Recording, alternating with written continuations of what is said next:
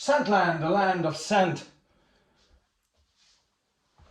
Hello and welcome, it's Chris here, and this is not a classical fragrance review as such, but many have requested and many have asked why I'm not doing yet another one of those episodes of Scentland where I just think out loud about the world, what's going on, what I think, the moods and vibes of living in these times that we are living in, and things that are bothering everybody or actually nobody. I don't know.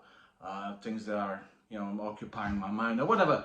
And yes, I mean, just things about I don't want to go into politics at all, although it has a major influence on our lives, but I don't think it matters, because it matters a lot.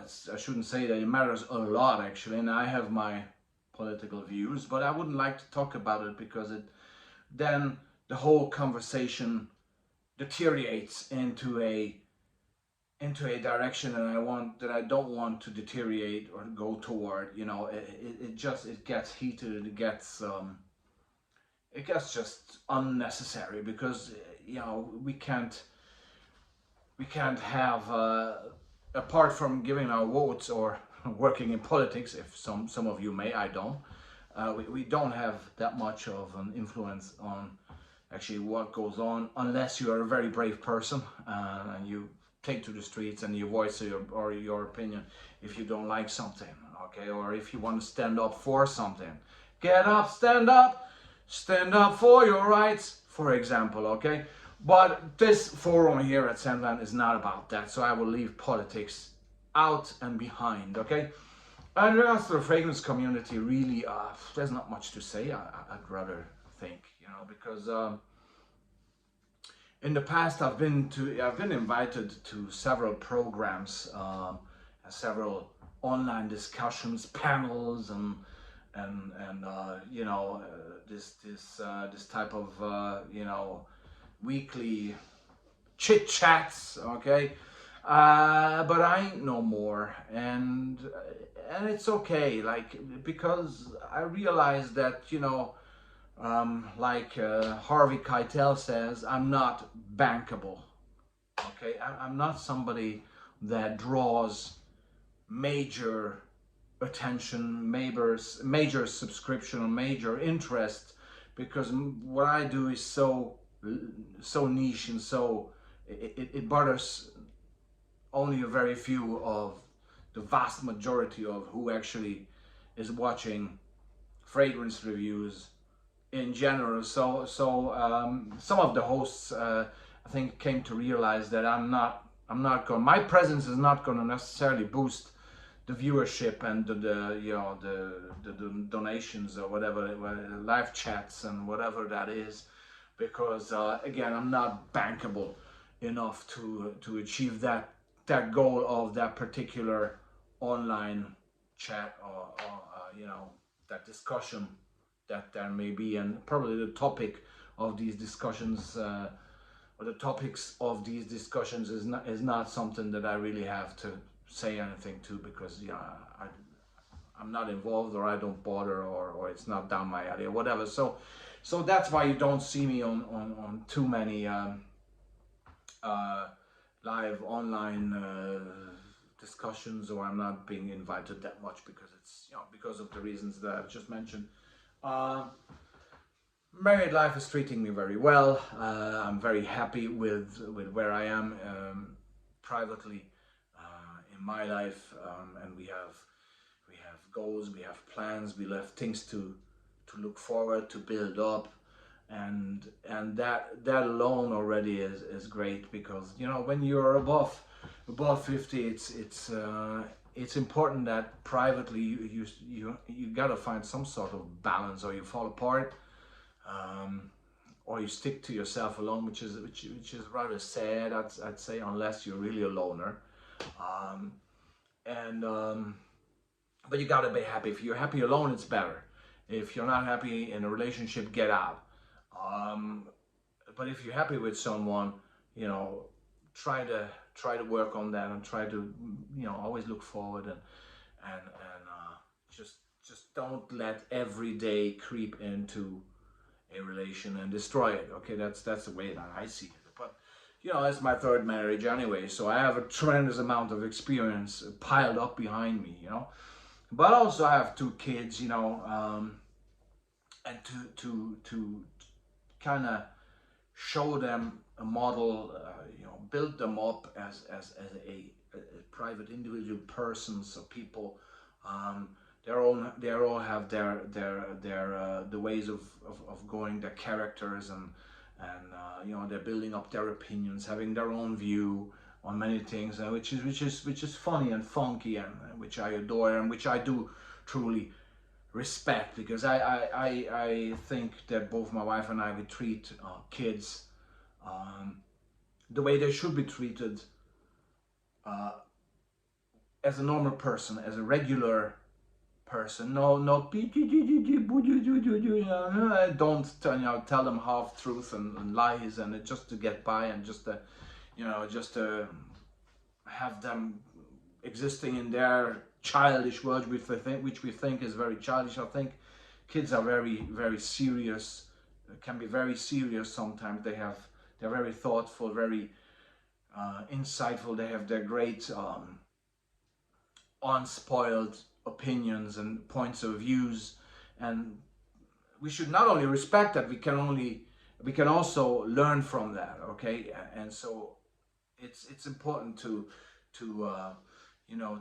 look at kids as our equal partners in life, and they will survive us. And if we get them something that they can take along for their own journey in this life, with pride and passion, and great values, our own values that we think are great or not, I don't know, but at least genuine values, I should rather say, then I think we have already achieved something. And I don't want to, you know, come across as the great prophet here. It's just my opinion. That's the way we do it with my wife in regards to, being with kids every day, and living with them and raising them, and going forward in life with them. So that's the thing in regards to kids. And professional life is also something that you need to constantly work on, probably, in order to keep enjoying it. Those are the luckiest ones that enjoy their profession tremendously, because then it doesn't feel like it's a bloody rat race that you have to work every day to make a living, and to provide and all that. Because then it comes to you as a joy, the fulfillment in your life, your professional life and your private life. Your life is as an entire package. Okay, and that's something that is. Those people are very lucky. Do I consider myself to be somebody like that? Um, uh, in what I do, I would say I enjoy that. Um, I'm a much more creative person, I think, than what I've been able to achieve so far. And this is also why the channel is here for 10 years now this year, because that's a way for me to live my creativity in some shape and form. Okay, to work on it, to enjoy it, to get some feedback from you people out there, which I tremendously enjoy, and the vast majority of the feedback is always positive. And so that is I'm channeling my creativity that way, and fragrance has always been my passion, so it's perfect. I'm in sales as profession, which I always liked, and I'm in sales for 25 plus years, and I always loved that. Um, I'm always looking at the same time to do something more, to find a new way, to find a new way of approaching a sales process, or my professional life in general, and to in order to just get the best out of it, to for myself, to be happy about it, and to have that satisfaction, that sense of success, because that's very important. It can be just a closing of a deal, for example, which is then which somebody's very proud of, a sales guy, for example, or me in this case.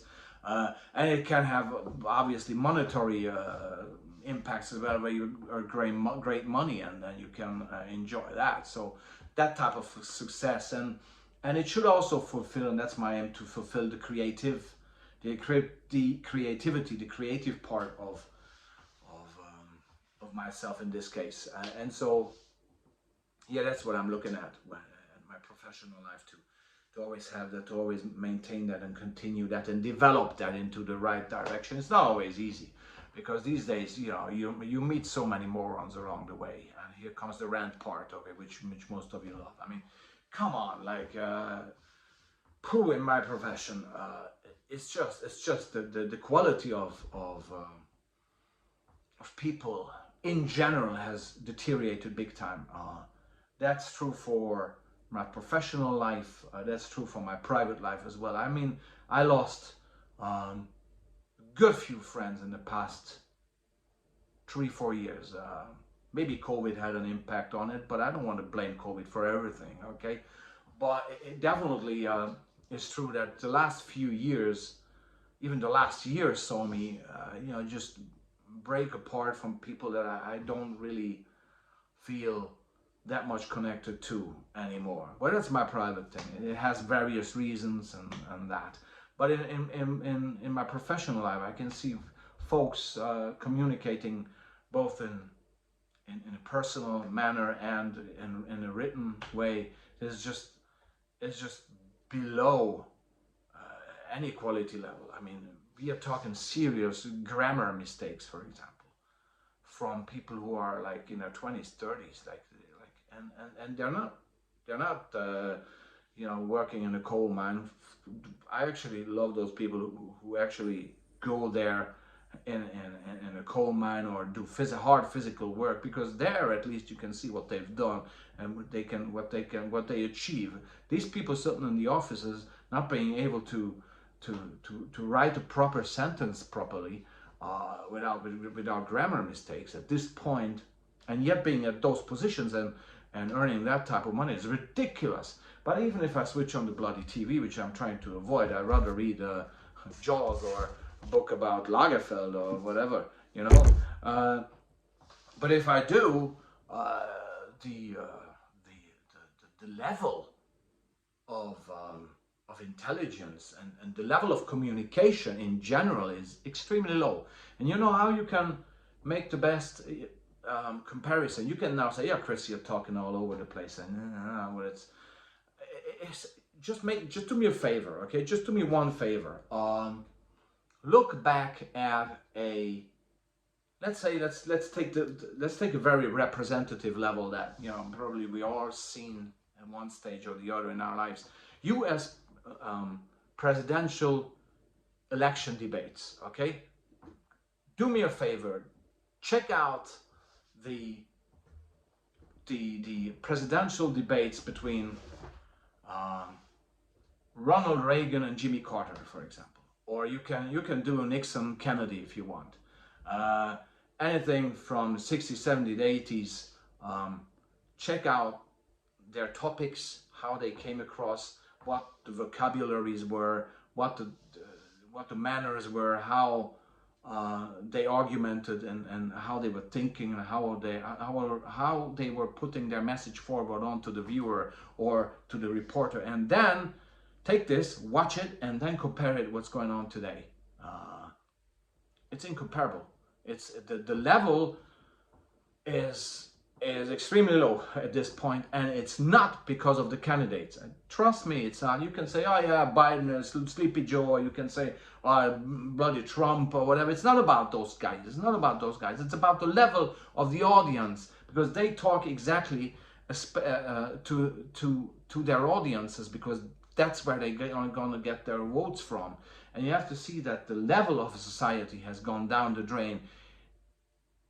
So much so that these guys up on stage in a U.S. presidential debate, just as an example, I'm telling you this, in my opinion, the level of the audience has gone down, and the voter audience has gone down so much so that these guys need to go to to a level to match that with their communication and their argumentation and their topics, and getting personal and almost, you know, going down to a fist fight at this point, because, you know, that's the level the society is existing at this very stage. And not only in the US, you can take other examples as well. But you can say TV. Everybody is watching TV commentators, the reporters. Just look at the way they asked a question 40, 50 years ago, or even 35, or even 30 years ago, and compare it to their demeanor, to their behavior now. It's a whole different world. And you can say, yeah, information flow has gotten quicker and technical developments and all that. But I would rather say step back, okay? Technical developments are wonderful and it's really great, and it probably serves humanity in a tremendous, unexpectedly nice way. But it also has its backsides, actually, which you know, I'm not the greatest fan of some of the inventions of today, okay, in terms of technical inventions. But what's true, you have to sometimes really take back 2 steps, look at where we are now, and learn from the past. Don't look back at the past necessarily and say, oh, in a nostalgic way, oh, those good old times, they were so nice, and I remember those days, and they were much better, and this is today's all shit, and everything. No, that's not the way.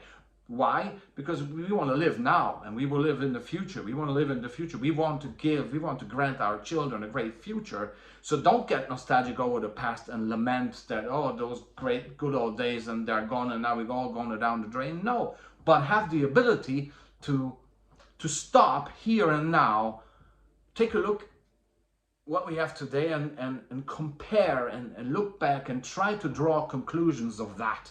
Try to draw conclusions of the past, of the good things that happened in the past, of the bad things, of the conclusion, of the consequences that there were, that we should be able to draw.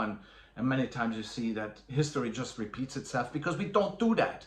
We don't step back and we don't learn from the past, the mistakes and the good things of the past. We don't learn. We just take it as granted and just move on in this consumer-driven craze that we are living in this time of the 21st century altogether, no matter where, okay?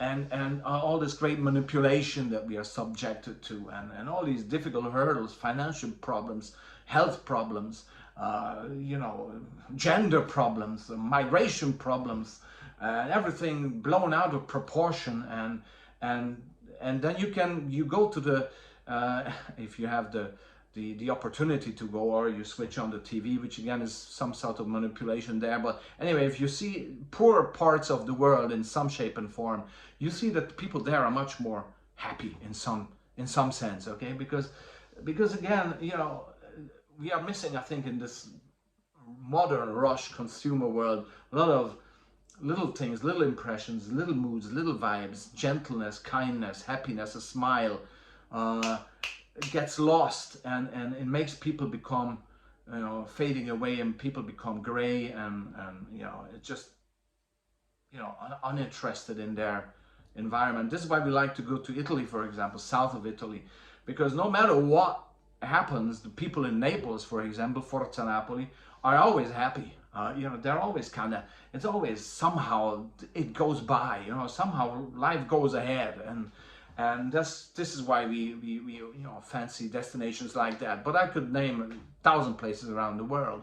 And so, yeah, I mean, and there are the fragrances which serve as a great pleasure in life, you know, all these different fragrances that I always have on my desk. I sniff them, and they're like time machines, or they give me new inputs for new inspirations, okay? Or sometimes a good scotch, why not? And so, yeah, this was a little bit of a, was it a rant? It's not a rant, but rather a quick run of thoughts of various things that are, you know, bothering me, probably you. Let me know what you think in the comments. Any comment is warmly welcome, and yeah, let's discuss and let's have a good time, because that's what we're here for. Thanks very much. Bye-bye.